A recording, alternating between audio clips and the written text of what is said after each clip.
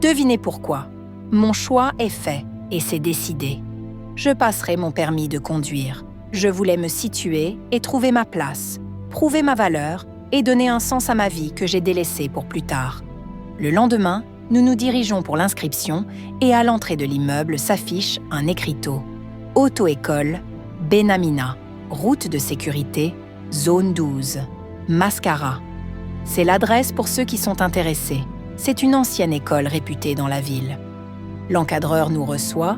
C'est un jeune homme de grande allure, studieux et sérieux. S'il vous adresse la parole, vous n'entendrez que l'essentiel.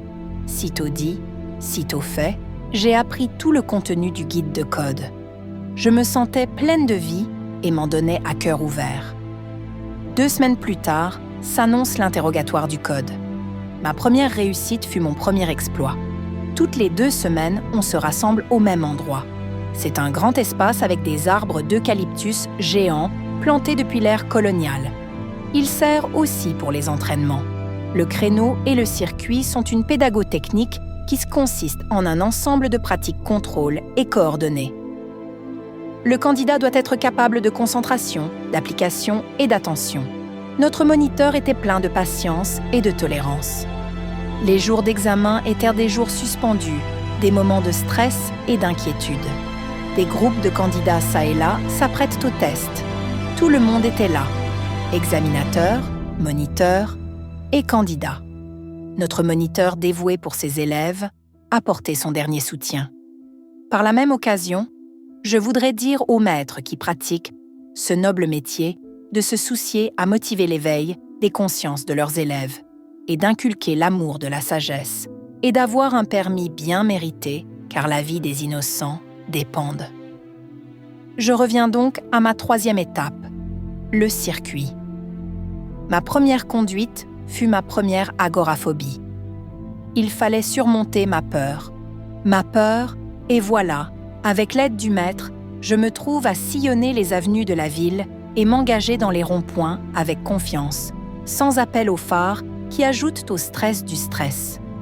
À l'adrénaline s'ajoute l'hormone du bonheur. Mais pour être arrivé à ce stade-là, je vais vous raconter mon histoire avec la voiture. Cet engin qu'il fallait comprendre le fonctionnement de son mécanisme. Le maître m'a appris à tenir le volant, à appliquer le chevauchement des mains et le tirer-glisser à chaque type de tournant, à connecter les 2 disques et créer le point de patinage, à embrayer, rétrograder les vitesses, à relâcher la pression, à doser le frein et à rythmer les pédales. À la moindre fausse manœuvre, la voiture réplique par un soubresaut ou un ronflement, parfois elle cale. Relax, c'est gagné. Le résultat final fut une bouffée de joie et de bonheur. Enfin, j'ai eu le plaisir de m'offrir ce cadeau à l'âge de 73 ans, et rêve qui fut une blessure à la fois et une respiration.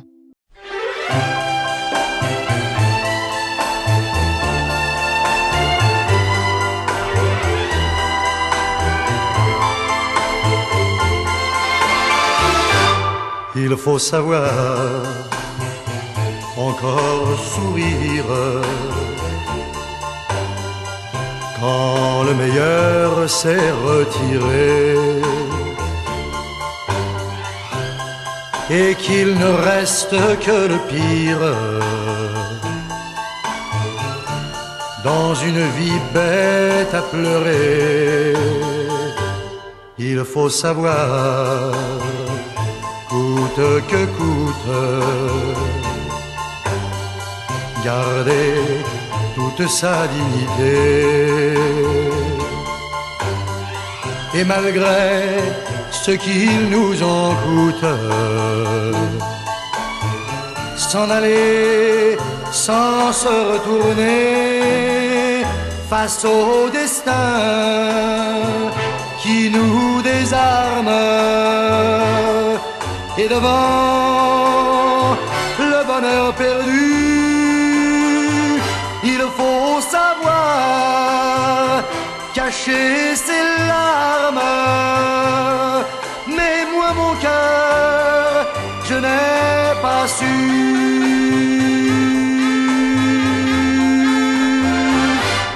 Il faut savoir quitter la table. Lorsque l'amour est desservi, sans s'accrocher l'air pitoyable, mais partir sans faire de bruit. Il faut savoir cacher sa peine sous le masque de tous les jours et retenir les cris de haine qui sont